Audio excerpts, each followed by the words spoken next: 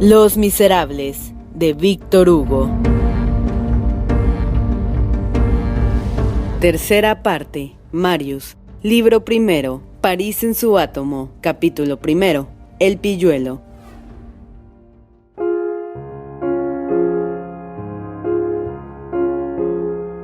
París tiene un hijo y el bosque un pájaro. El pájaro se llama gorrión y el hijo pilluelo. Asocian estas dos ideas, París y la infancia que contienen la una todo el fuego, la otra toda la aurora. Hagan que choquen estas dos chispas y el resultado es un pequeño ser. Este pequeño ser es muy alegre, no come todos los días, pero va a los espectáculos todas las noches si le da la gana. No tiene camisa sobre su pecho, ni zapatos en los pies, ni techo sobre su cabeza, igual que las aves del cielo. Tiene entre 7 y 13 años, vive en las bandadas, callejea todo el día, vive al aire libre, viste un viejo pantalón de su padre que le llega a los talones, un agujereado sombrero de quién sabe quién que se le hunde hasta las orejas y un solo tirante amarillo. Corre, espía, pregunta, pierde el tiempo, sabe curar pipas, jugar como un condenado, frecuenta las tabernas, es amigo de ladrones, tutea a las prostitutas, habla la jerga de los bajos fondos, canta canciones obscenas y no tiene ni una gota de maldad en su corazón. Es que tiene en el alma una perla, la inocencia, y las perlas no se disuelven en el fango. Mientras el hombre es niño, Dios quiere que sea inocente. Si preguntamos a esta gran ciudad, ¿quién es este?, respondería, es mi hijo. El pilluelo de París es el hijo enano de la gran giganta. Este querubín del arroyo tiene a veces camisa, pero entonces es la única. Usa a veces zapatos, pero no siempre consuela. Tiene a veces casa y la ama, porque en ella encuentra a su madre, pero prefiere la calle porque en ella encuentra la libertad. Sus juegos son peculiares. Su trabajo consiste en proporcionar coches de alquiler, bajar el estribo de los carruajes, establecer pasos de una acera a otra en los días de mucha lluvia, lo que él llama hacer el puente de las artes. También pregonar los discursos de la autoridad en favor del pueblo francés, ahondar las junturas del empedrado. Tiene su moneda, que se compone de todos los pedazos de cobre que se encuentra en la calle. Esta curiosa moneda, llamada hilacha, posee una cotización invariable entre esta bohemia infantil. Tiene su propia fauna que observa cuidadosamente por los rincones. Buscar salamandras entre las piedras es un placer extraordinario y no menor lo que es el de levantar el empedrado y ver correr las sabandijas. Por la noche el pilluelo, gracias a algunas monedas que siempre haya medio de procurarse, va al teatro y allí se transfigura. También basta que él esté allí con su alegría, con su poderoso entusiasmo, con sus aplausos, para que esta sala estrecha, fétida, oscura, fea, malsana, repugnante, sea el paraíso. Este pequeño ser grita, se burla, se mueve, pelea, va vestido en harapos como un filósofo, pesca y caza en las cloacas, saca alegría de la inmundicia, aturde las calles con su locuacidad, husmea y muerde, silba y canta, aplaude e insulta, encuentra sin buscar, sabe lo que ignora, es loco hasta la sabiduría, poeta hasta la obscenidad, se revuelca en el estiércol y sale de él cubierto de estrellas. El pilluelo ama la ciudad y ama también la soledad. Tiene mucho de sabio. Cualquiera que vagabundee por las soledades contiguas a nuestros arrabales, que podrían llamarse los limbos de París, descubre aquí y allá en el rincón más abandonado, en el momento más inesperado, detrás de un seto poco tupido o en el ángulo de una lúgubre pared, grupos de niños malolientes llenos de lodo y polvo, andrajosos, despeinados, que juegan coronados de florecillas. Son los niños de familias pobres escapados de sus hogares. Allí viven lejos de toda mirada, bajo el dulce sol de primavera, arrodillados alrededor de un agujero hecho en la tierra, jugando a las bolitas, disputando por un centavo, irresponsables, felices. Y cuando los ven, se acuerdan de que tienen un trabajo, que les hace falta ganarse la vida y les ofrecen en venta una vieja media de lana llena de abejorros o un manojo de lilas. El encuentro con estos niños extraños es una de las experiencias más encantadoras, pero a la vez de las más dolorosas que ofrecen los alrededores de París. Son niños que no pueden salir de la atmósfera parisiense, del mismo modo que los peces no pueden salir del agua, Respirar el aire de París conserva su alma. El pilluelo parisiense es casi una casta. Pudiera decirse que se nace pilluelo, que no cualquiera solo por desearlo es un pilluelo de París. ¿De qué arcilla está hecho? Del primer fango que se encuentre a mano. Un puñado de barro, un soplo, y he aquí Adán. Solo basta que Dios pase. Siempre ha pasado Dios junto al pilluelo. El pilluelo es una gracia de la nación y al mismo tiempo una enfermedad que es preciso curar con la luz.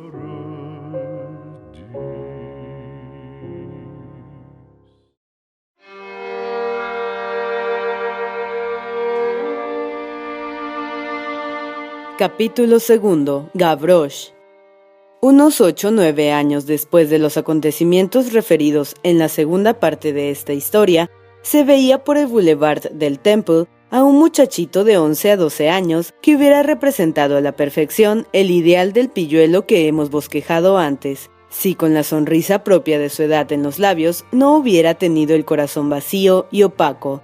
Este niño vestía un pantalón de hombre, pero no era de su padre, y una camisa de mujer que no era de su madre.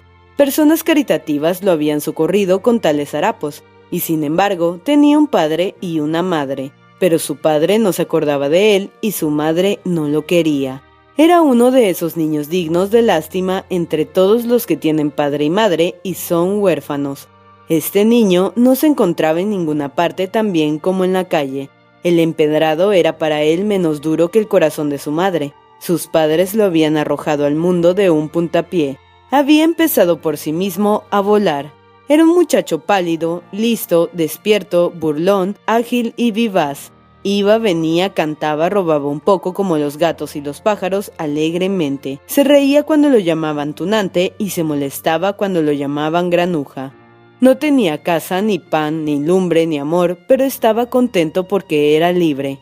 Sin embargo, por más abandonado que estuviera este niño, cada 2 o 3 meses decía: «Voy a ver a mamá». Y entonces bajaba al muelle, cruzaba los puentes, entraba en el arrabal, pasaba la Salpêtrière y se paraba precisamente en el número 5052, que el lector conoce ya, frente a la casa Gorbeau. La casa número 5052, habitualmente desierta y eternamente adornada con el letrero «Cuartos disponibles», estaba habitada ahora por gente que, como sucede siempre en París, no tenían ningún vínculo ni relación entre sí, salvo ser todos indigentes. Había una inquilina principal, como se llamaba a sí misma la señora Bourgon, que había reemplazado a la portera de la época de Jean Valjean, que había muerto. Los más miserables entre los que vivían en la casa eran una familia de 4 personas, padre, madre y 2 hijas ya bastante grandes. Los 4 vivían en la misma buhardilla. El padre, al alquilar el cuarto, dijo que se llamaba Jondrette. Algún tiempo después de la mudanza, que se había aparecido, usando una expresión memorable de la portera, a la entrada de la nada, «Este Jondrette», dijo la señora Bourgon, «si viene alguien a preguntar por un polaco o por un italiano, o tal vez por un español, ese soy yo». Esta familia era la familia del alegre pilluelo. Llegaba allí, encontraba la miseria, y lo que es más triste, no veía ni una sonrisa. El frío en el hogar, el frío en los corazones. Cuando entraba le preguntaban: «¿De dónde vienes?», y respondía: «¿De la calle?». Cuando se iba le preguntaban: «¿A dónde vas?», y respondía: «A la calle». Su madre le decía: «¿Entonces a qué vienes aquí?». Este muchacho vivía en una carencia completa de afectos, mas no sufría ni echaba la culpa a nadie. No tenía una idea exacta de lo que debía ser un padre y una madre. Por lo demás, su madre amaba solo a sus hermanas. En el Boulevard del Temple llamaban a este niño el pequeño Gavroche. ¿Por qué se llamaba Gavroche? Probablemente porque su padre se llamaba Jondrette. Cortar el hilo parece ser el instinto de muchas familias miserables. El cuarto que los Jondrette ocupaban en casa Gorbeau estaba al extremo del corredor. El cuarto contiguo estaba ocupado por un joven muy pobre que se llamaba Marius. Digamos ahora quién era Marius.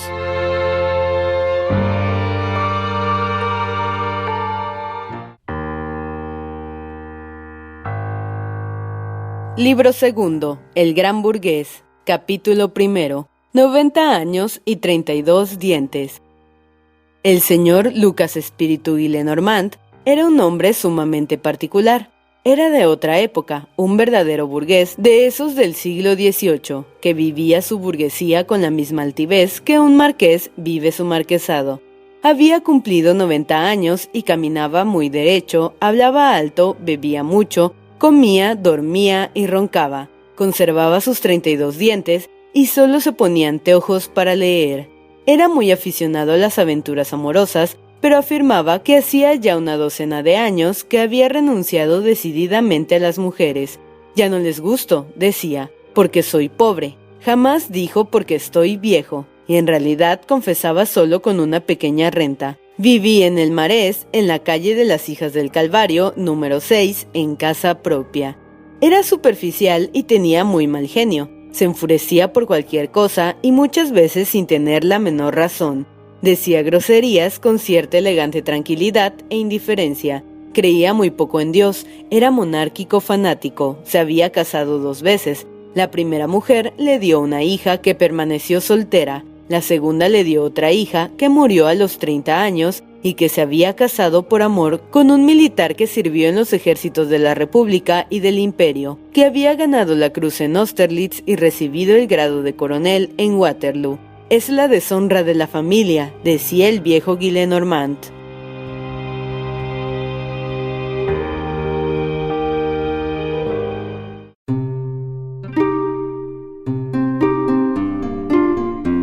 Capítulo 2. Las hijas. Las 2 hijas del señor Gillenormand habían nacido con 16 años de diferencia. En su juventud se habían parecido muy poco, tanto por su carácter como su fisonomía. Fueron lo menos hermanas que se puede ser. La menor era un alma bellísima, amante de todo lo que era luz, pensando siempre en flores, versos y música, volando en los espacios gloriosos, entusiasta, espiritual, soñando desde la infancia con una vaga e ideal figura heroica. La mayor tenía también su quimera. Veía en el futuro algún gran contratista muy rico, un marido espléndidamente tonto, 1.000.000 hecho hombre. La menor se había casado con el hombre de sus sueños, pero murió. La mayor no se había casado. En el momento en que ésta sale a la escena de nuestro relato, era una solterona mojigata que estaba a cargo de la casa de su padre. Se la conocía como la señorita Gillenormand mayor. Era el pudor llevado al extremo. Tenía un recuerdo horrible en su vida.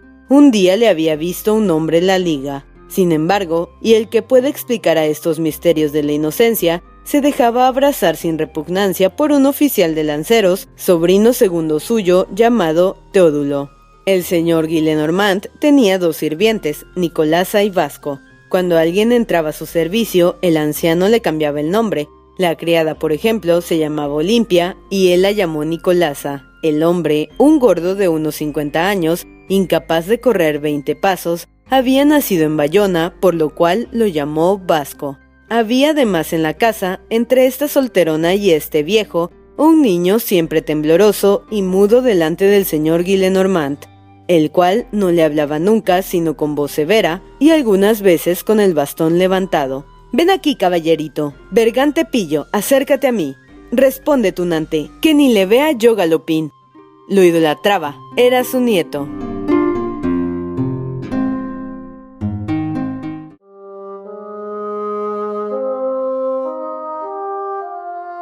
Libro 3. El abuelo y el nieto. Capítulo 1. Un espectro rojo. Este niño de 7 años, blanco, sonrosado, fresco, de alegres e inocentes ojos, siempre oía murmurar a su alrededor estas frases. «¡Qué lindo es! ¡Qué lástima! ¡Pobre niño!». Lo llamaban pobre niño porque su padre era un bandido de Loira. Este bandido de Loira era el yerno del señor Gillenormand y había sido calificado por este como la deshonra de la familia. Sin embargo, quien pasara en aquella época por la pequeña aldea de Vernon podría observar desde lo alto del puente a un hombre que se paseaba casi todos los días con una azadilla y una podadora en la mano. Tendría unos 50 años, iba vestido con un pantalón y una especie de casaca de burdo paño gris en el cual llevaba cosida una cosa amarilla que en su tiempo había sido una cinta roja. En su rostro tostado por el sol había una gran cicatriz desde la frente hasta la mejilla. Tenía el pelo casi blanco, caminaba encorvado como envejecido antes de tiempo. Vivía en la más humilde de las casas del pueblo. Las flores eran toda su ocupación. Comía muy frugalmente y bebía más leche que vino. Era tímido hasta parecer arisco. Salía muy poco y no veía a nadie más que a los hombres que llamaban a su ventana y al padre Mabeuf, el cura, que era también un buen hombre de bastante edad. Sin embargo, si alguien llamaba a su puerta para ver sus tulipanes y sus rosas, abría sonriendo. Era el bandido de Loira. Su nombre era Jorge Pontmercy. Fue un militar que combatió en los ejércitos de Napoleón en innumerables batallas y a quien el emperador concedió la Luz de Honor por su valentía y fidelidad. Acompañó a Napoleón a la isla de Elba. En Waterloo fue quien cogió la bandera del batallón de Luxemburgo y fue a colocarla a los pies del emperador, todo cubierto de sangre, pues había recibido, al apoderarse de ella, un sablazo en la cara. El emperador, lleno de satisfacción, le dijo: «Eres coronel, varón y oficial de la Legión de Honor». Después de Waterloo, la Restauración dejó a Pontmercy a media paga y después lo envió al cuartel, es decir, sujeto a vigilancia en Vernon. El rey Luis XVII, considerando como no sucedido todo lo que se había hecho en los 100 días, no le reconoció ni la gracia de oficial de la Legión de Honor, ni su grado de coronel, ni su título de varón. En tiempos del imperio, entre dos guerras, había encontrado la oportunidad para casarse con la señorita Gillenormand. En 1815 murió esta mujer admirable, inteligente, poco común y digna de su marido, dejándole un niño. Ese niño habría sido la felicidad del coronel en su soledad, pero el abuelo reclamó imperiosamente a su nieto, declarando que si no se lo entregaba, lo desheredaría. Impuso expresamente que Pontmercy no trataría nunca de ver ni hablar a su hijo. El padre accedió por el interés del niño, y no pudiendo tener al lado a su hijo, se dedicó a amar a las flores. La herencia del abuelo Gillenormand era poca cosa, pero la de la señorita Gillenormand mayor era grande porque su madre había sido muy rica, y habiendo ella permanecido soltera, el hijo de su hermana era su heredero natural. El niño, que se llamaba Marius, sabía que tenía padre, pero nada más. Nadie abría la boca para hablarle de él. Llegó poco a poco a no pensar en su padre, sino lleno de vergüenza y con el corazón oprimido. Mientras Marius crecía en esta atmósfera, cada 2 o 3 meses se escapaba el coronel, iba furtivamente a París y se apostaba en San Sulpicio a la hora en que la señorita Gillenormand llevaba a Marius a misa. Y allí, temblando al pensar que la tía podía darse vuelta y verlo, oculto detrás de un pilar, inmóvil, sin atreverse apenas a respirar, miraba a su hijo. Aquel hombre, lleno de cicatrices, tenía miedo de una vieja solterona. Aquí había nacido su amistad con el cura de Vernon, señor Mabeuf. Este digno sacerdote tenía un hermano que había visto muchas veces a este hombre contemplar a su hijo y se había fijado en la cicatriz que le cruzaba la mejilla y en la gruesa lágrima que caía de sus ojos. Ese hombre de aspecto tan varonil y que lloraba como una mujer impresionó al señor Mabeuf. Un día que fue a Vernon a ver a su hermano, se encontró en el puente al coronel Pontmercy y reconoció en él al hombre de San Sulpicio. Habló de él al cura y ambos, bajo un pretexto cualquiera, hicieron una visita al coronel, visita que trajo detrás de sí muchas otras. El coronel, muy reservado al principio, concluyó por abrir su corazón y el cura y su hermano llegaron a saber toda la historia y cómo Pontmercy sacrificaba su felicidad por el porvenir de su hijo. Esto hizo nacer en el corazón del párroco un profundo cariño y respeto por el coronel, quien a su vez le tomó gran afecto. Cuando ambos son sinceros, no hay nada que se amalgame mejor que un viejo sacerdote y un viejo soldado. 2 veces al año, el 1 de enero y el día de San Jorge, escribía Marius a su padre cartas que le dictaba su tía y que parecían copiadas de algún formulario. Esto era lo único que permitía el señor Gillenormand. El padre respondía cartas muy tiernas que el abuelo se guardaba en el bolsillo sin leerlas. Marius Pontmercy hizo, como todos los niños, los estudios corrientes. Cuando salió de las manos de su tía Gillenormand, su abuelo lo entregó a un digno profesor de la más pura ignorancia clásica, y así aquel joven espíritu que empezaba a abrirse pasó de una mojigata a un pedante. Marius terminó los años del colegio y después entró a la escuela de Derecho. Era realista fanático y muy austero. Quería muy poco a su abuelo, cuya alegría y cuyo cinismo lo ofendían, y tenía una sombría idea respecto a su padre. Por lo demás, era un joven entusiasta, noble, generoso, altivo, religioso, exaltado, digno hasta la dureza, puro hasta la rudeza.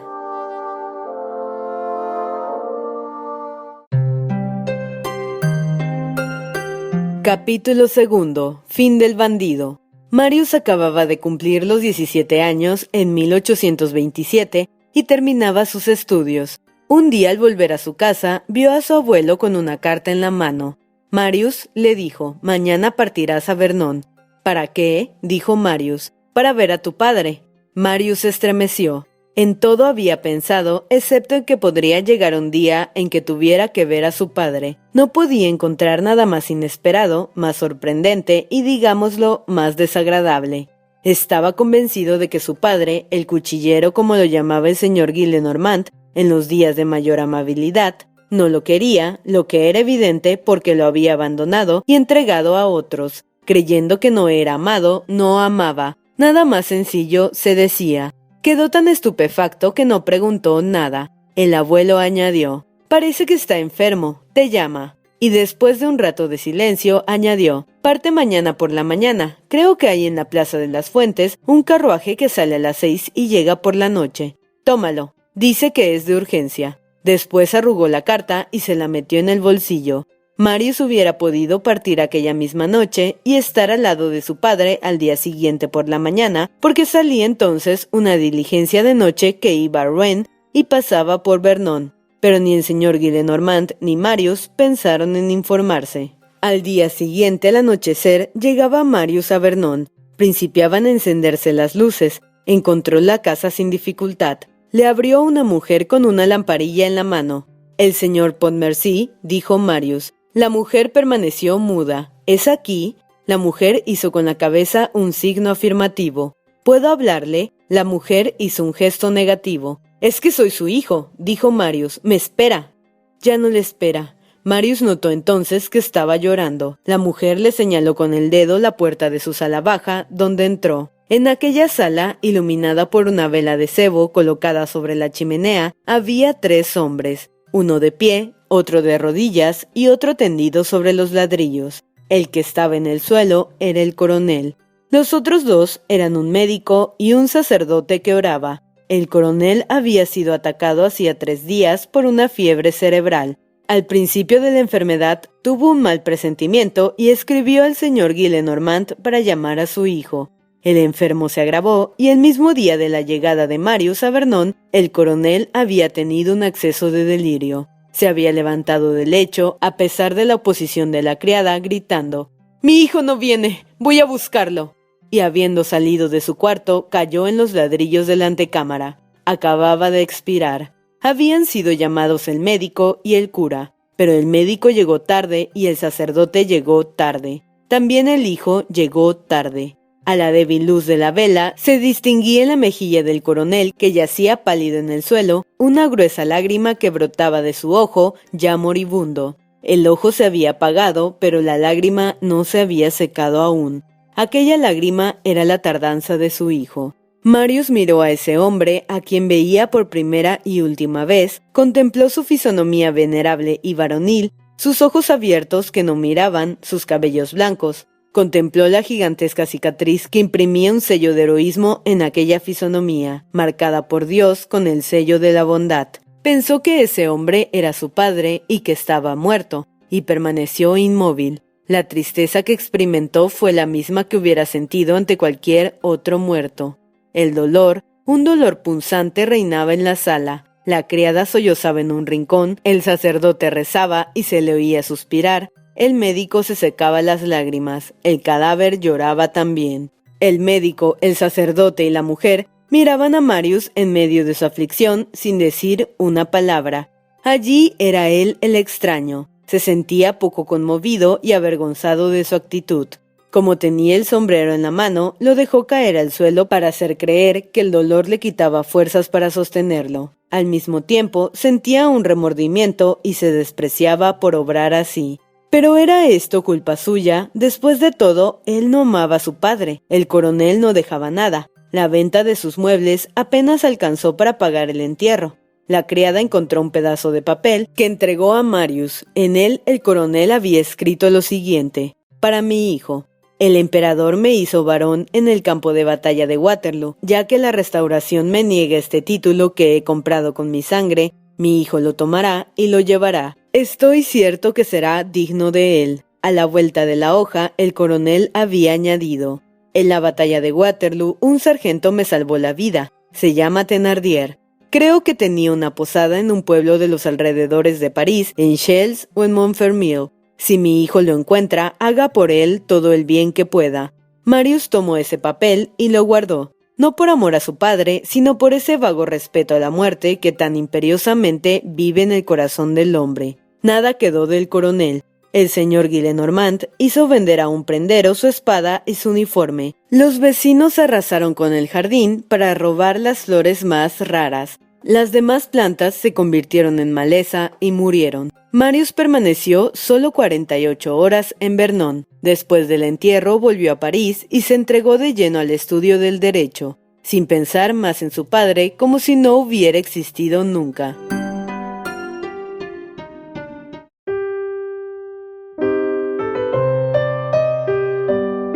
Capítulo 3.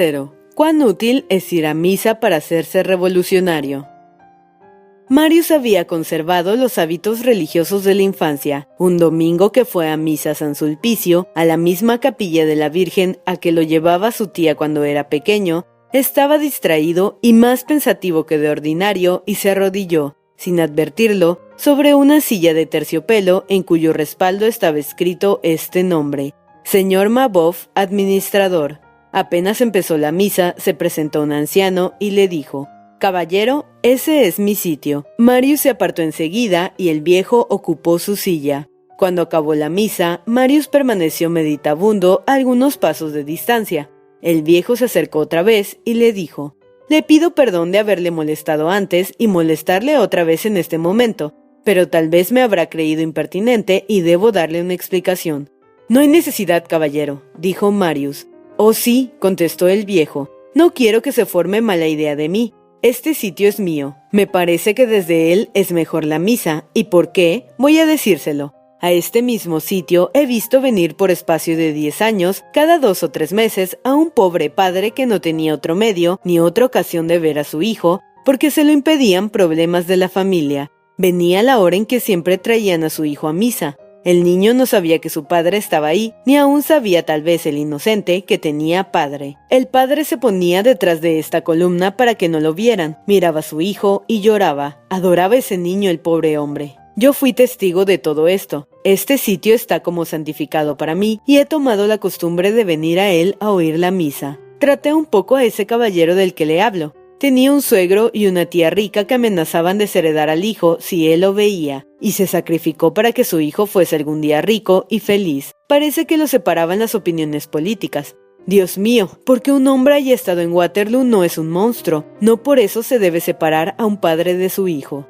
Era un coronel de Bonaparte y ha muerto según creo. Vivía en Vernon, donde tengo un hermano cura, y se llamaba algo así como Pontmarie o Montpercy. Tenía una gran cicatriz en la cara. Pontmercy, dijo Marius poniéndose pálido. Precisamente, Pontmercy, ¿lo conoce? Caballero, dijo Marius, era mi padre. El viejo juntó las manos y exclamó: «¡Ah, eres tú su hijo! Sí, ahora debía ser ya un hombre. Pues bien, puedes decir que has tenido un padre que te ha querido mucho». Marius ofreció el brazo al anciano y lo acompañó hasta su casa. Al día siguiente, dijo al señor Gillenormand: «Hemos arreglado entre algunos amigos una partida de caza. ¿Me deja ir por 3 días?» «Por 4», respondió el abuelo. «Anda, diviértete». Y guiñando el ojo, dijo en voz baja a su hija: «¿Algún amorcillo?». El joven estuvo 3 días ausente, después volvió a París. Se fue derecho a la biblioteca de jurisprudencia, pidió la colección del Monitor. En él leyó la historia de la República y del Imperio, el memorial de Santa Elena, todo lo devoró. La primera vez que encontró el nombre de su padre en los boletines del Gran Ejército, tuvo fiebre durante una semana. Visitó a todos los generales a cuyas órdenes había servido Jorge Pontmercy. El señor Mabeuf, a quien había vuelto a ver, le contó la vida en Vernon, el retiro del coronel, sus flores, su soledad.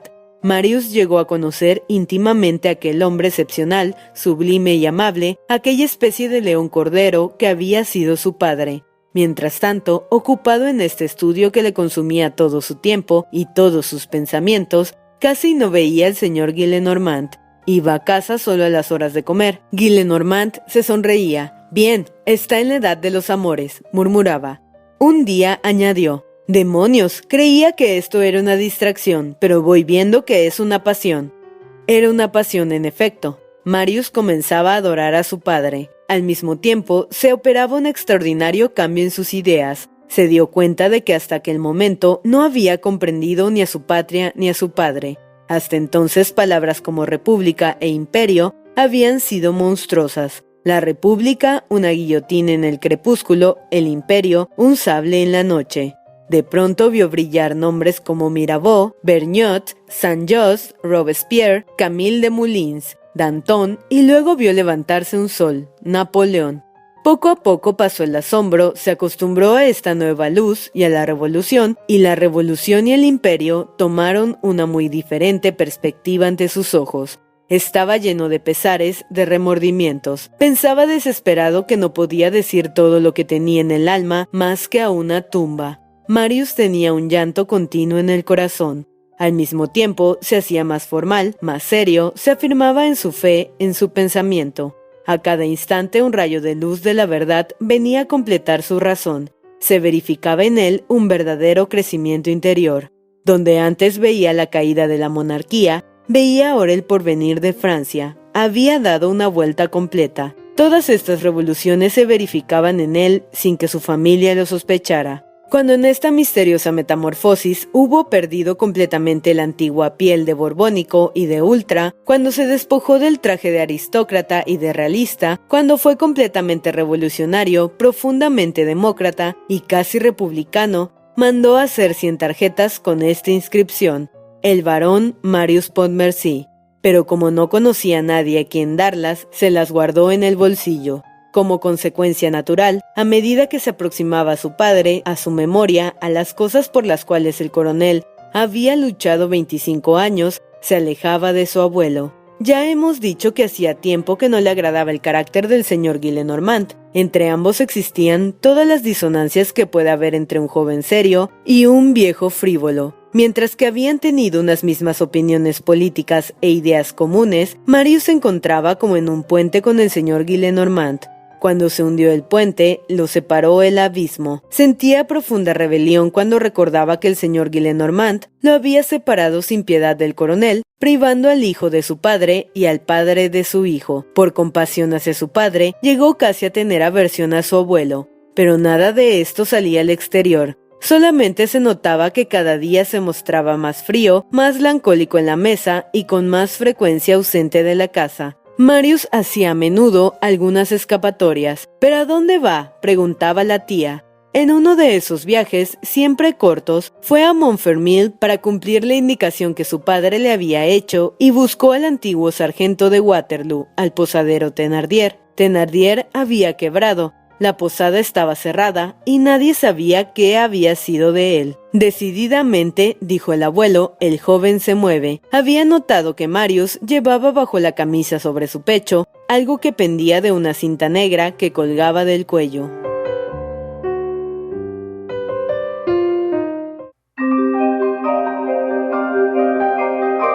Capítulo 4. Algún amorcillo. El señor Gillenormand tenía un sobrino, el teniente Théodule Gillenormand, que los visitaba en París en tan raras ocasiones que Marius nunca había llegado a conocerlo. Théodule era el favorito de la tía Gillenormand, que tal vez lo prefería porque no lo veía casi nunca. No ver a las personas es cosa que permite suponer en ellas todas las perfecciones. Una mañana la señorita Gillenormand mayor estaba bordando en su cuarto y pensando con curiosidad en las ausencias de Marius. Este acababa de pedir permiso al abuelo para hacer un corto viaje y saldría esa misma tarde. De pronto se abrió la puerta, levantó la mirada y vio al teniente Teodulo ante ella haciéndole el saludo militar. Dio un grito de alegría. Una mujer puede ser vieja, mojigata, devota, tía, pero siempre se alegra al ver entrar en su cuarto a un gallardo oficial de lanceros. «¡Tú aquí, Teodulo!», exclamó. «De paso nomás, tía. Parto esta tarde. Cambiamos de guarnición y para ir a la nueva tenemos que pasar por París. Y me he dicho, voy a visitar a mi tía. Pues aquí tienes por la molestia». Y le puso 10 luises en la mano. «Por el placer querrás decir, querida tía». Teodulo la abrazó por segunda vez y ella tuvo el placer de que le rozara un poco el cuello con los cordones del uniforme. «¿Haces el viaje a caballo con el regimiento?» «No, tía. Como quería verle, tengo un permiso especial. El asistente lleva mi caballo y yo voy en la diligencia. Y a propósito, tengo que preguntarle una cosa. ¿Está de viaje también mi primo Marius Pontmercy? Pues al llegar fui a la diligencia a tomar mi asiento en berlina y he visto su nombre en la hoja». «¡Ah, el sinvergüenza!», exclamó ella. «Va a pasar la noche en la diligencia. Igual que yo, tía. Pero tú vas por deber, en cambio él va por una aventura». Entonces sucedió una cosa notable. A la señorita Gillenormand se le ocurrió una idea. «¿Sabes que tu primo no te conoce?», preguntó repentinamente a Teodulo. «Sí, lo sé, yo lo he visto, pero él nunca se ha dignado a mirarme». «¿Y van a viajar juntos?». «Él en Imperial y yo en Berlina». «¿A dónde va esa diligencia?». «A Andelis». «¿Es allí donde irá Marius?». «Sí, como no sea que haga como yo y se quede en el camino. Yo bajo en Vernon para tomar el coche de Guelón. No sé el itinerario de Marius». «Escucha, Teodulo». «Le escucho, tía». «Lo que pasa es que Marius se ausenta a menudo y viaja y duerme fuera de casa. Quisiéramos saber qué hay en esto». Teodulo respondió con la calma de un hombre experimentado. «Algún amorío». «Es evidente», dijo la tía, que creyó oír hablar al señor Gillenormand.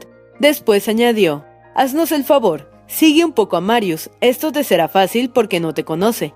Y si se trata de una mujer, haz lo posible por verla. Nos escribirás contándonos la aventura y se divertirá el abuelo». No le gustaba mucho a Teodulo este espionaje, pero los 10 luises lo habían emocionado y creía que podrían atraer otros detrás. Aceptó pues la comisión y su tía lo abrazó otra vez. En la noche que siguió a este diálogo, Marius subió a la diligencia sin sospechar que iba vigilado. En cuanto al vigilante, la primera cosa que hizo fue dormirse con un sueño pesado y largo. Al amanecer el día, el mayoral de la diligencia gritó: «Vernon, relevo en Vernon, los viajeros de Vernon». El teniente Teodulo se despertó. «Bueno», murmuró medio dormido aún, «aquí es donde me bajo». Después empezó a despejarse su memoria poco a poco y se acordó de su tía, de los 10 luises y de la promesa que había hecho de contar los hechos y dichos de Marius. Esto le hizo reír. «Ya no estará tal vez en el coche», pensó abotonándose la casaca del uniforme. «¿Qué diablos voy a escribir ahora a mi buena tía?». En aquel momento apareció en la ventanilla de la berlina un pantalón negro que descendía de la Imperial. «¿Será Marius?», se dijo el teniente. Era Marius. Al pie del coche, entre los caballos y los postillones, una jovencita del pueblo ofrecía flores a los viajeros. «¡Flores para sus damas, señores!», gritaba. Marius se acercó a la joven y le compró las flores más hermosas que llevaba en la cesta. «Vamos bien», dijo Teodulo saltando de la berlina. «Esto ya me está gustando. ¿A quién diantre va a llevar esas flores? Es preciso que sea una mujer muy linda para merecer tan hermoso ramillete. Hay que conocerla». Y ya no por mandato, sino por curiosidad personal, como los perros que cazan por cuenta propia, se puso a seguir a su primo. Marius no lo vio, a él ni a las elegantes mujeres que pasaban a su lado. Parecía no ver nada a su alrededor. «Está enamorado», pensó Teodulo. Marius se dirigió a la iglesia, pero no entró. Dio la vuelta por detrás del presbiterio y desapareció. «La cita es fuera de la iglesia», dijo Teodulo. «Magnífico, veamos quién es esa mujer». Y se adelantó en puntillas hacia el sitio en que había dado la vuelta Marius. Cuando llegó allí, se quedó estupefacto. Marius, con la frente entre ambas manos, estaba arrodillado entre la hierba junto a una tumba. Había deshojado el ramo sobre ella. En el extremo de la fosa había una cruz de madera negra con este nombre escrito en letras blancas: «El coronel barón de Pontmercy». Oyó los sollozos de Marius. La mujer era una tumba.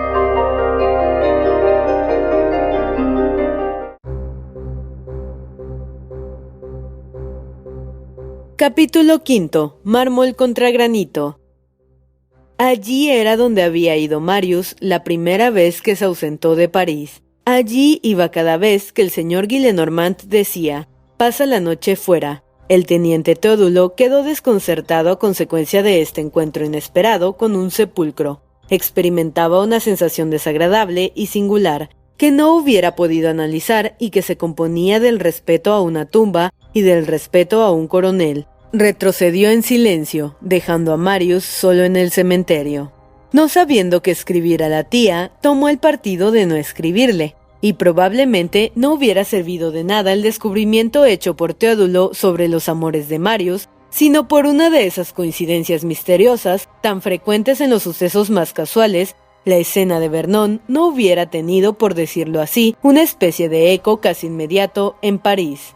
Marius volvió de Vernon 3 días después a media mañana. Llegó a casa de su abuelo y, cansado por las 2 noches de insomnio que había pasado en la diligencia, solo pensó en ir a darse un baño a la escuela de natación para reparar sus fuerzas. Se sacó apresuradamente el abrigo y el cordón negro que llevaba al cuello y se fue. El señor Gillenormand, que se levantaba de madrugada como todos los viejos fuertes y sanos, lo oyó entrar y se apresuró a subir lo más rápido que le permitieron sus piernas la escalera del cuarto de Marius, con el objeto de saludarlo y de interrogarlo al mismo tiempo para saber de dónde venía. Pero el joven había empleado menos tiempo en bajar que él en subir, y cuando el abuelo entró en la pieza, Marius había salido. La cama estaba hecha y sobre ella se encontraban su abrigo y el cordón negro que Marius llevaba al cuello. «Mejor así», murmuró el anciano, y un momento después hacía una entrada triunfal en la sala en que estaba bordando la señorita Gillenormand. Llevaba en una mano el abrigo y el cordón en la otra. «¡Victoria!», exclamó. «Vamos a resolver el misterio, vamos a palpar los libertinajes de este hipócrita. Tengo el retrato». En efecto, del cordón pendía una cajita de tafilete negro, muy semejante a un medallón. La caja se abrió apretando un resorte, pero no encontraron en ella más que un papel cuidadosamente doblado. «Ya sé lo que es», dijo el señor Gillenormand, echándose a reír. «Una carta de amor». «Ah, leámosla», dijo la tía. «Para mi hijo. El emperador me hizo varón en el campo de batalla de Waterloo. Ya que la Restauración me niega este título que he comprado con mi sangre, mi hijo lo tomará y lo llevará. Estoy cierto que será digno de él».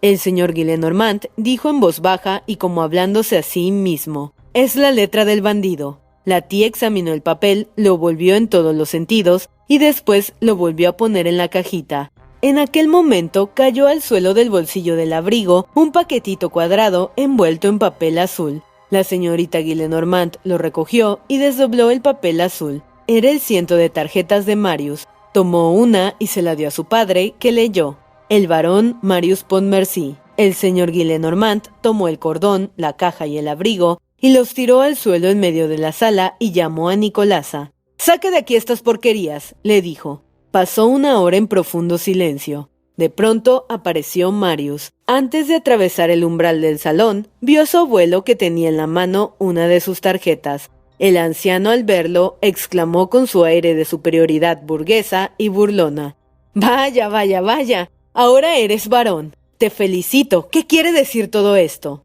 Marius se ruborizó ligeramente y respondió: «Eso quiere decir que soy el hijo de mi padre». El señor Gillenormand dejó de reírse y dijo con dureza: «Tu padre soy yo». «Mi padre», dijo Marius muy serio y con los ojos bajos, «era un hombre humilde y heroico, que sirvió gloriosamente a la República y a Francia, que fue grande en la historia más grande que han hecho los hombres, que vivió un cuarto de siglo en el campo de batalla, por el día bajo la metralla de las balas y de noche entre la nieve en el lodo bajo la lluvia, que recibió 20 heridas, que ha muerto en el olvido y en el abandono, y que no ha cometido en su vida más que una falta: amar demasiado 2 ingratos, su país y yo». Esto era más de lo que el señor Gillenormand podía oír. Cada una de las palabras que Marius acababa de pronunciar, principiando por la República, había hecho en el rostro del viejo realista el efecto del soplo de un fuelle de fragua sobre un tizón encendido. «Marius», exclamó, «mocoso insolente, yo no sé lo que era tu padre, no quiero saberlo, no sé nada, pero lo que sé es que entre esta gente nunca ha habido más que miserables. Eran todos unos pordioseros, asesinos, boinas rojas, ladrones, todos. ¿Lo oyes, Marius? ¿Ya lo ves? Eres tan varón como mi zapatilla. Todos eran bandidos los que sirvieron a Bonaparte, todos traidores que vendieron a su rey legítimo, todos cobardes que huyeron ante los prusianos y los ingleses en Waterloo. Esto es lo que sé. Si tu señor padre es uno de ellos, lo ignoro. Lo siento.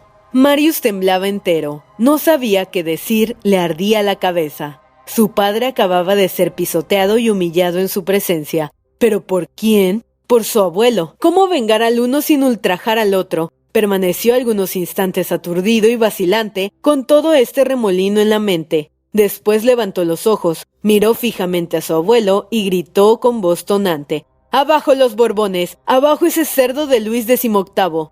XVIII había muerto hacía 4 años, pero a Marius le daba lo mismo. El anciano pasó del color escarlata que tenía de rabia a una blancura mayor que la de sus cabellos. Dio algunos pasos por la habitación y después se inclinó ante su hija, que asistía a esta escena con el estupor de una oveja, y le dijo con una sonrisa casi tranquila: «Un varón como este caballero y un plebeyo como yo no pueden vivir bajo un mismo techo».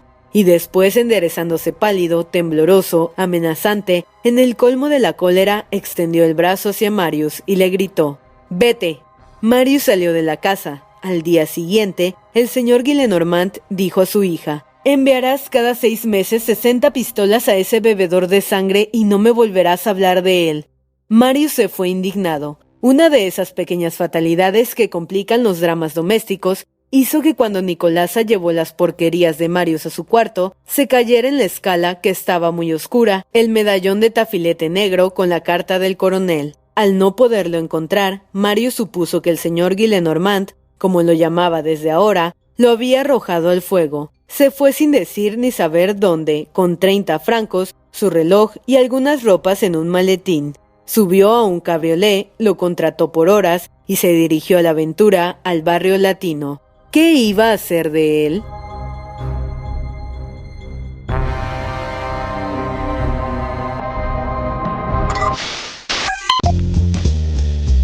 No te pierdas la continuación de esta historia. Capítulos todos los lunes, miércoles y viernes. ¡Suscríbete! El Cuentero, con historias para tus oídos.